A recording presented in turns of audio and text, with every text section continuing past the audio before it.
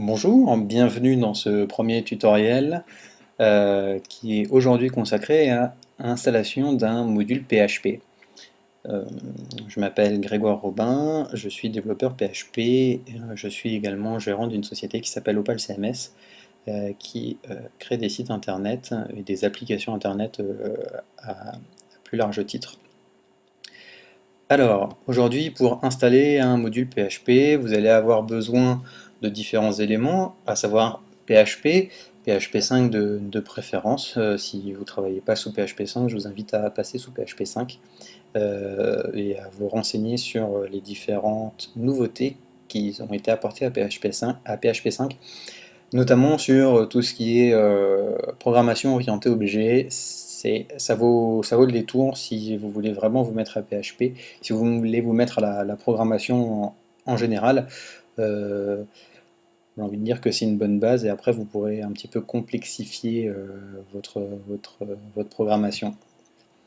Il va vous falloir deux choses, il va vous falloir GCC et Make, qui sont des très grands classiques de l'installation en environnement Linux Unix.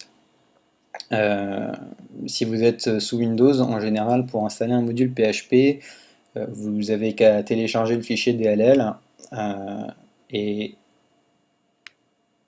et c'est à peu près tout en fait. Vous téléchargez le fichier DLL et puis vous éditez votre fichier php.ini comme on va le voir plus loin. Et après vous avez réglé votre affaire, vous avez en général rarement à le compiler. Euh, donc, euh, donc voilà, donc là c'est quand même un peu plus orienté pour les gens qui ont pas Windows et qui travaillent sous Linux ou Unix.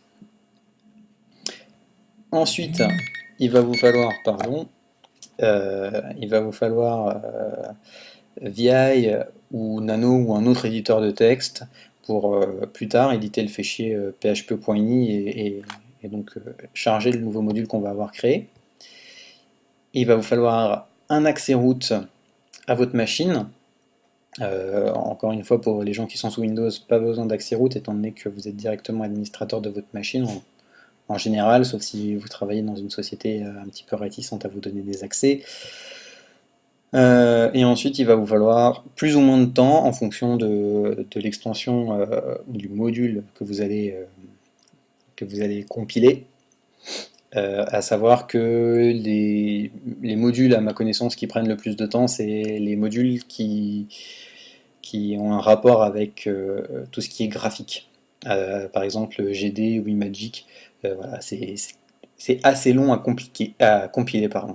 Oui, c'est relativement compliqué à compiler également, vu qu'il y a beaucoup de choses à installer.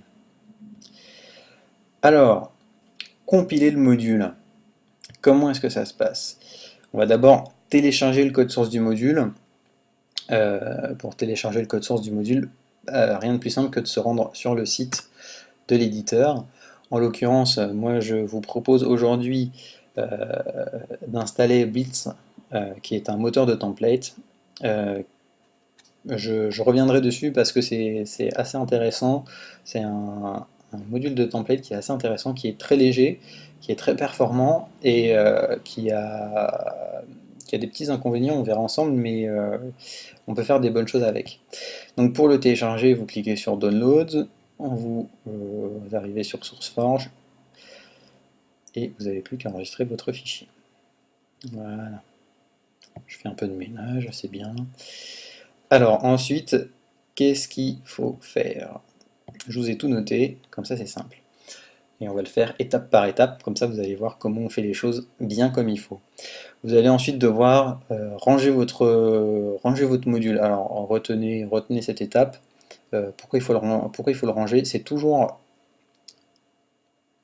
très important de garder sous la main ce que vous avez compilé. Ça permet de le retrouver si jamais, pour une raison X ou Y, vous supprimez le module et que c'est ce module-là qui fonctionne, ou quand vous changez de version, ça évite d'avoir à retélécharger les anciennes sources dans des archives, etc. Gardez au moins la version courante, voire la version d'avant, au cas où il y a des petits désagréments. Donc je vous invite à mettre toutes vos sources dans un seul et même dossier, C'est ce qu'il y a c'est ce qu'il y a de mieux et ça vous évitera bien des mésaventures plus tard. Et ensuite, une fois que vous l'aurez rangé, décompressé, etc., il va falloir le PHP Eyes. Alors comme on commence à rentrer dans des trucs que vous ne connaissez pas forcément, on va le faire ensemble. Et ouais, c'est la magie. Donc, j'ai téléchargé mon module tout à l'heure, enfin à l'instant. Donc, je vais récupérer mon module qui est dans le Dashi Downloads et qui s'appelle Blitz 068 et je vais le déplacer dans le répertoire courant. Moi, je range toutes mes sources dans USR SRC User Source. Voilà, ça permet d'avoir tout au même endroit et comme ça, au moins, pas de problème, je sais ce que j'ai installé et ce que j'ai compilé. Vous allez devoir désarchiver ce fichier. C'est un fichier tar, donc vous allez utiliser l'utilitaire tar pour le dézipper. Souvent, de nombreuses personnes qui ne veulent pas trop savoir suivent comme des moutons les lignes de commande qui sont marquées sur les sites de tuto pour aller le plus vite possible et pour arriver à leur fin. Je vais juste vous expliquer quand même ce qu'on va faire. Donc on va désarchiver cette petite archive, mais pour votre connaissance, je vais vous expliquer quand même ce qu'on va faire. On va faire tar, on va utiliser Z comme option, qui est l'option pour dire qu'on travaille sur un fichier gzip, et que donc il faut le dgzipper. X pour dire qu'on va extract le fichier, c'est-à-dire qu'on va décompresser le tar. V, c'est une option qui est plus ou moins utile vu que c'est verbose, c'est-à-dire on va demander à tar d'afficher les fichiers qu'il est en train d'extraire. Et F, c'est en fait tout simplement pour le fichier qu'on veut extraire. Donc ça vous donne tar zxvf blitz, la numéro de version pour tar gz, et hop, vous voyez le verbose qui affiche tous les fichiers qui ont été extraits. Ensuite, on se rend dans le répertoire de Blitz, et là, vous avez la fameuse commande PHP Eyes. Alors, PHP Eyes, il est en général dans le répertoire dans lequel est installé PHP. C'est un petit utilitaire qui va créer un fichier de configuration, qui va créer... Attention, c'est un poil tordu, c'est un fichier, c'est un utilitaire qui va créer un fichier d'aide à la configuration du module. C'est un peu barbare, vous allez voir. Vous avez deux possibilités pour ça, soit vous avez PHP Eyes qui est déclaré dans vos chemins, soit vous êtes comme moi, vous ne l'avez pas forcément déclaré dans vos chemins, ou c'est pas forcément le bon parce que vous avez plusieurs versions de PHP d'installer et vous ne voulez pas faire de bêtises. Donc moi j'utilise le chemin complet, comme ça au moins je suis tout le temps sûr, et c'est dans usr local bin php eyes. Si vous regardez, j'ai bien PHP qui est dans ce répertoire là, et PHP eyes qui y est également. Et il suffit de faire entrer. Et donc en fait, ça crée un fichier de configuration pour ce module, pour la version 2004-12.25 de PHP, qui utilise le module 2006 soit 06.13 de Zend et qui utilise l'extension machin, voilà. Ça fait ça. Alors qu'est-ce que ça fait concrètement? Ça va créer un fichier qui s'appelle configure, qui va en fait faire des vérifications. Si vous regardez, si on édite ce fichier, voilà, ça crée en fait un script qui va faire essentiellement en fait des vérifications. Alors ça fait des vérifications. Pourquoi est-ce qu'il faut faire un PHP Eyes? Parce que ces vérifications-là, elles sont dépendantes de l'installation de PHP, et PHP Eyes, bah lui, il sait tout. Enfin, il sait tout. Il sait en tout cas où est-ce que cette version de PHP là est installée. Donc une fois que vous avez fait ça, vous allez faire un configure. Alors configure, c'est donc le fichier qu'on vient de voir. Vous l'appelez de cette façon-là, ./configure. À noter juste, si vous êtes sous Windows et que vous avez besoin de compiler, c'est très simple, hein. Vous avez juste les chemins à changer, hein. Donc je sais pas quoi, c'est program files PHP, PHPIs, ça doit être à peu près un truc dans ce style-là. Et vous pouvez le faire exactement de la même façon, hein. Ça va créer le script de la même façon, il me semble. Donc on va quand même regarder, nous, pour les gens qui sont sous Linux ou Unix, ce que nous propose configure. Donc vous pouvez faire configure -help pour demander de l'aide, au secours. Et là, vous avez tout un tas d'options qui sont disponibles. Alors vous avez des options qui sont très basiques, c'est-à-dire qu'on vous dit, regardez, voilà comment est-ce qu'on peut appeler l'aide, ce qui est passionnant vu que vous l'avez déjà sous les yeux, ça fait toujours un petit peu rigoler. Bon, vous avez des options de préfixe, c'est pour des chemins si vous voulez changer le chemin d'installation, etc. Normalement, vous n'en avez pas spécialement besoin, surtout si vous regardez ce tuto. Et enfin, vous avez une des choses les plus intéressantes, c'est ici les options qui sont propres au module. Alors, vous avez ici une ligne qui est "-enable-blitz", qui est pour dire d'activer le support de ce module-là. En général, vous avez toujours "-enable" le nom du module. Théoriquement, cette option, elle est tout le temps mise, par défaut dans la configuration du module. Il y a quelques modules, ne me demandez pas pourquoi, le module n'est pas activé en fait. Donc c'est assez étrange. Si quelqu'un a des infos là-dessus, je suis preneur. Pourquoi est-ce que il y a des fois le enable module n'est pas pris? Ça me semble un petit peu étonnant. Depuis, j'ai pris l'habitude vu que ça m'est arrivé une fois, j'ai pris l'habitude de le mettre. Donc c'est très simple. Alors, vous faites configure, et puis vous faites enable blitz, ni plus ni moins, et vous faites entrer. Et là, si vous regardez, en fait, vous voyez que ce qui défile, c'est des checking machin, checking bidule. Et en fait, c'est ce que fait configure, c'est-à-dire qu'il va vérifier que vous avez tous les éléments disponibles pour compiler votre extension. Une fois que vous avez fait configure, il faut faire un make. Alors make, c'est la compilation à proprement parler, c'est-à-dire que ça va appeler GCC et que ça va exécuter ce nouveau fichier que config, ça va vraiment compiler le module, c'est-à-dire que on va passer du langage humain qu'on utilise au langage machine qu'utilise notre ordinateur. Donc rien de plus simple pour ça, vous avez qu'à taper make, faire entrer, et là vous avez des lignes de commande qui sont lancées, et à la fin on vous dit build complete, c'est-à-dire que ça s'est bien passé, sinon vous avez normalement en général une erreur qui est affichée, et on vous dit don't forget to run make test, c'est-à-dire n'oubliez pas de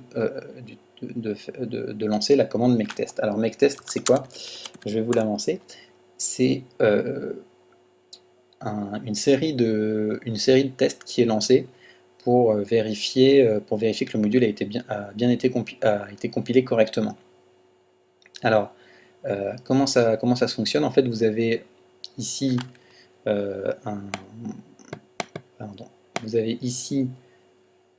un fichier PHPT qui est le test à réaliser, qui est donc exécuté. On récupère le résultat de ce fichier PHP, par exemple, si vous faites echo 1, on va récupérer donc 1, et on va le comparer à la version textuelle de ce qu'on attend. Donc, par exemple, dans le cadre où vous faites un test avec echo 1, on attend comme résultat 1, et on va donc le comparer avec un fichier dans lequel il y a 1. Et si le résultat de cette exécution PHP et votre fichier de résultat que vous avez fait à la mano correspond, et ben, le test a réussi. Donc là, vous avez 45 tests qui ont été exécutés. Il n'y en a aucun qui a été zappé, qui a été ignoré. Il n'y a aucun script où il y a eu des alertes, aucun script qui a, qui a, qui a, qui a échoué. Et vous avez donc 45 tests qui ont réussi. Et ça a pris une seconde. Donc c'est une bonne chose, ça veut dire que notre nouveau module a été compilé correctement. C'est une très bonne nouvelle. Maintenant, qu'on a compilé ce module, il faut l'installer. Pour ce faire, il faut que vous passiez en route, étant donné que l'extension va être copiée dans des dossiers où normalement seulement le root a accès. Si vous ne l'avez pas déjà fait, faites-le. Donc c'est la commande su puis votre mot de passe. Et ensuite vous avez à faire un make install. Alors c'est exactement comme on vient de faire, c'est make sauf qu'on fait espace install, c'est-à-dire qu'on demande à make de faire l'installation. Et qu'est-ce qui se passe? Il nous dit qu'il a installé l'extension dans le dossier usr lib php extension no debug nunzts 2006, et ça c'est le numéro d'API qu'on a vu tout à l'heure, le numéro d'API Zend.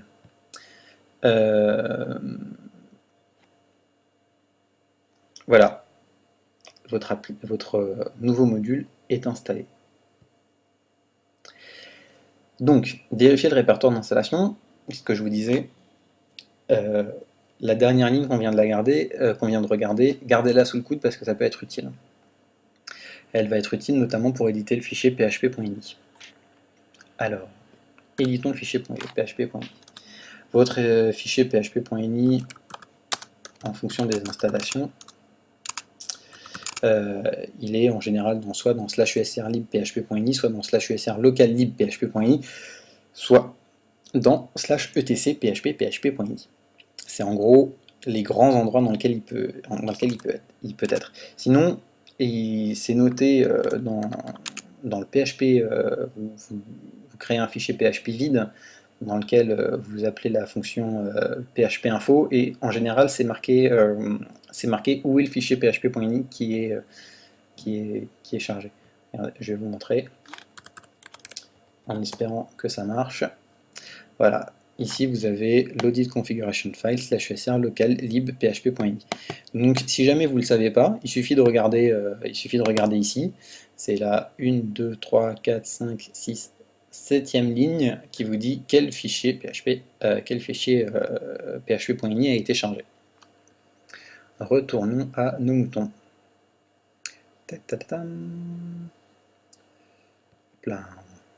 Donc nous éditons ce fichier PHP. Si c'est la première extension que vous installez, il va falloir rechercher la directive extension-dir, qui est en fait le répertoire dans lequel sont installés les modules. Donc, nous on a vu que c'était là la compilation. Si je remonte un tout petit peu, forcément on ne voit pas. Donc on a vu que c'était ici, c'est non usr lib php extension no debug non zts machin. Donc je vais prendre un nouvel onglet.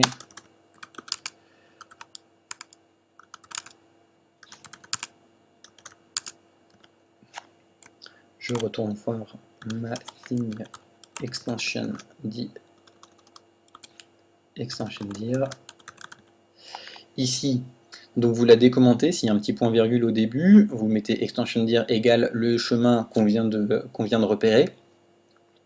Normalement, c'est fait, sinon ça prend le répertoire par défaut. Normalement, vous n'avez pas de grande surprise. Et ensuite, il faut rajouter une directive pour dire à PHP de charger cette extension.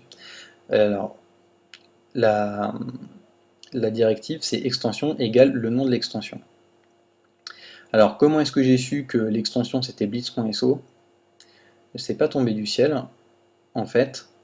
vous avez en général vous avez soit un fichier d'INI qui est fourni et on vous le dit sur le site. Une fois que vous aurez installé votre module PHP, référez-vous à default.ini et vous avez la version par défaut des commandes à rajouter, des valeurs à rajouter dans le php.ini. Là, en l'occurrence, pour Blitz, il n'y en a pas, ou alors s'il y en a un, il est bien caché. Donc il faut le faire à la main. C'est pas très gênant, étant donné que bon, c'est tout le temps renseigné. Ou au pire, vous allez dans le dossier qu'on a repéré ensemble il y a 5 secondes, c'est-à-dire le dossier USR local, lib et j'en passe. Et là, vous regardez vous regardez le nom des fichiers et vous allez avoir le nom de votre extension qui vient d'être compilé. Le nom du fichier de l'extension qui vient d'être compilé. En général, c'est tout le temps le nom du module, point, l'extension en fonction de l'environnement, .so sous Linux ou Unix, et .dll sous Windows. Donc ici, vous avez extensionblitz.so, et ensuite vous avez des variables qui sont, que vous pouvez personnaliser. Vous n'êtes pas obligé de toutes les renseigner, étant donné qu'en fait, on vous dit bien qu'il y a des valeurs par défaut qui ont été renseignées, et que donc, bah, du coup, vous n'avez pas, du coup, comme il y a déjà des valeurs par défaut qui existent, pas la peine de vous prendre la tête avec et de les renseigner. Regardez moi ce que ça donne, c'est très simple. J'ai mis l'extension blitz.so, comme vous pouvez le voir juste au-dessus de ma console, et ensuite j'ai juste rajouté deux variables. J'ai juste changé la valeur de deux variables pour être tranquille. Alors souvent vous avez par exemple vous avez des possibilités par exemple de dire bah, cette extension elle ne doit pas consommer plus de temps de RAM parce que voilà, il ne faut pas que ça consomme plus de temps de RAM. Vous avez des possibilités de dire bah, je veux que par défaut ce module-là il affiche les messages de debug, je veux pas qu'il affiche de messages de debug. Vous avez tout un tas d'options possibles en fonction des, des, des, des modules. Alors, en général, enfin, dans beaucoup de cas, vous avez que cette ligne extension à remplir, hein. C'est la grosse majorité des, des extensions. Si on regarde d'ailleurs ici les extensions qui sont renseignées, qui sont bon là les extensions MySQL, les extensions pas MySQL pardon, les extensions qui sont sous Windows vu que c'est des .dll. Vous voyez il n'y a pas plus d'options que ça quoi, en fait. C'est c'est très basique. Il y a pas il y a finalement peu de modules qui utilisent beaucoup de variables de configuration. Ou alors elles utilisent en général les valeurs par défaut. Donc en général vous avez que l'extension et le nom du module à mettre. Voilà, alors nous avons édité notre fichier .php.ini et maintenant il faut qu'on redémarre PHP de façon à ce que notre nouvelle extension soit prise en compte. Pour ça, vous redémarrez votre Apache, hein, ou vous le démarrez tout court si vous l'avez arrêté. En fonction de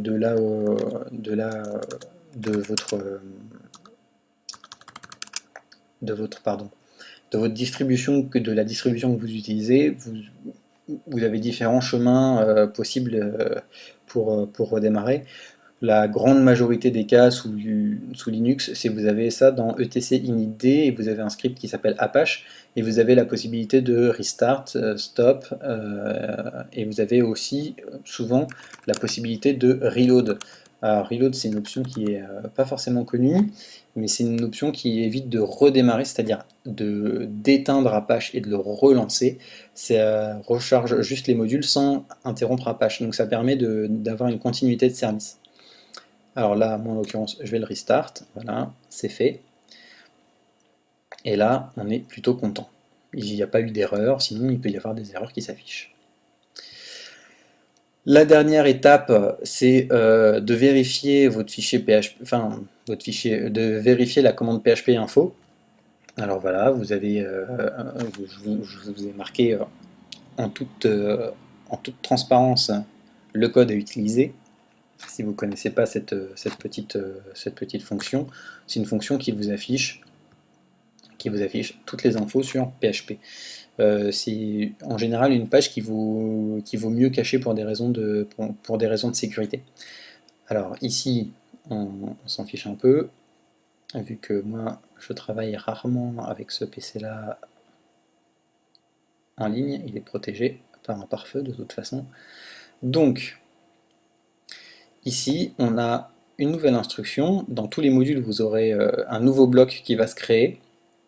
Pour tous les modules, à chaque fois vous voyez, vous avez des pardon, vous avez des petits blocs qui vous permettent d'avoir des informations sur les extensions qui ont été installées. Alors en l'occurrence, ici on a Blitz qui est actif en version 0.6.8, le numéro de révision, et vous avez les différentes options de configuration qui sont utilisées. Voilà, donc on a Blitz qui est installé et qui fonctionne manifestement. Tout du moins, il semble fonctionner. On n'est pas là, on va pas vérifier véritablement le fonctionnement de Blitz dans PHP même, mais normalement, on a lancé notre make test, donc on sait que l'extension fonctionne avec PHP. Et là, on a bien la confirmation qu'elle est bien chargée par PHP avec le fichier php.ini. Donc c'est une bonne chose.